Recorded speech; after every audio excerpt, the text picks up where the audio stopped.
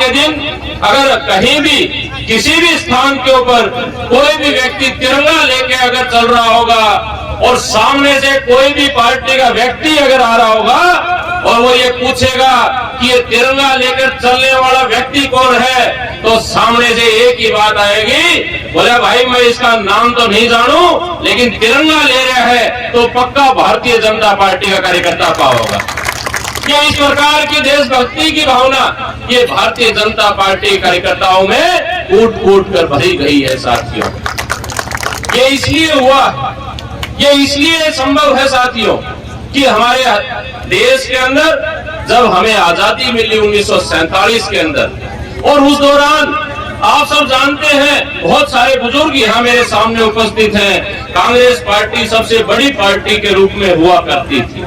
और जितने भी आंदोलनकारी हैं, चाहे वो नरम दल के रहे हो चाहे वो गरम दल के रहे हो, वो कांग्रेस पार्टी के सदस्य होते थे। परंतु जब देश आजाद हुआ, उस आजादी के बाद सिर्फ और सिर्फ एक परिवार का महिमा मंडन कांग्रेस पार्टी ने करने का काम किया और लाखों लाखों लोग जिन्होंने कुर्बानी इस देश को आजाद करवाने के लिए दी, उनका नाम इतिहास के पन्नों में दफन करने का काम कांग्रेस पार्टी ने किया साथियों। भारतीय जनता पार्टी ने यह तय किया है कि हरियाणा प्रदेश और पूरे देश के अंदर जो आजादी का हम ये 75वां साल मनाने का काम कर रहे हैं, ऐसे इस 75वें साल में अमृत महोत्सव के रूप में इस आयोजन को मनाते हुए हर उस व्यक्ति को जिन्होंने हमारे गांव बुहांड से लेकर और देश की आजादी के लिए अपने प्राणों को न्यौछावर करने का काम किया, ऐसे हर उस महापुरुष को सम्मान देने का काम आज हरियाणा प्रदेश के अंदर एक एक साथी हरियाणा प्रदेश का करेगा। साथियों मैं आपको बता देना चाहता हूं कि इस हरियाणा प्रदेश की एक बड़ी भूमिका 1857 की क्रांति से लेकर और जब तक देश आजाद नहीं हुआ 1947 तक रही है। साथियों अगर 1857 की बात करूं तो प्रथम चिंगारी जो इस आंदोलन की चली थी वो अम्बाड़ा जिले से शुरू हुई थी साथियों। अगर मैं यहाँ मेवात की भी बात करूं तो 10 मई 1857 को आदरणीय चांद खान जी के नेतृत्व में इस क्रांति का बिगुल फूंकने का काम किया गया था साथियों। बहुत सारे ऐसे हमारे साथी जिन्होंने इस आजादी के, हमारे ऐसे पूर्वज जिन्होंने इस आजादी के आंदोलन में भाग लेने का काम किया, उनको बहुत यातनाएं देने का काम उस वक्त की फिरंगी सरकार के साथ किया जाता था, सरकार के द्वारा किया जाता था। साथियों अगर उस आंदोलन की बात की जाए तो हरियाणा प्रदेश के जहां 3500 के करीब लोगों को अंग्रेजों ने मौत के घाट उतारने का काम किया था, वहीं अकेले आपके मेवात जिले से 1019 हमारे पूर्वजों को मौत के घाट उतारने का काम फिरंगियों के द्वारा किया गया था। इसी के साथ साथ हरियाणा प्रदेश की 115 गांवों को जलाने का काम कर दिया था और साथियों आपके इस मेवात जिले के भी 9 गांवों को जलाने का काम अंग्रेजों के द्वारा किया गया था।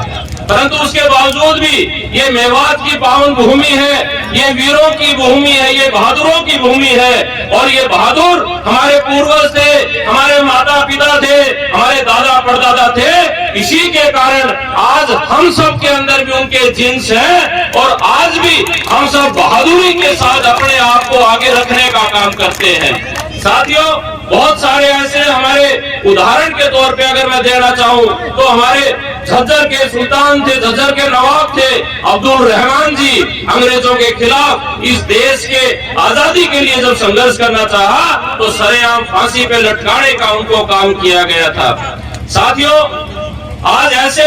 वीर पुरुषों को, ऐसे महापुरुषों को, ऐसे अमर शहीदों को, ऐसे अमर बलिदानियों को आइए हम सब साथी मिलकर, पूरे मेवात जिले के साथी मिलकर, हर एक परिवार का सदस्य मिलकर ऐसे हर उस व्यक्ति को, हर उस परिवार को सम्मान देने का काम इस आजादी के 75वें साल में अमृत महोत्सव मनाते हुए करें। 27 फरवरी 1931 को हमारे देश की आजादी के लिए अपने प्राणों की आहुति देने का इन्होंने काम किया।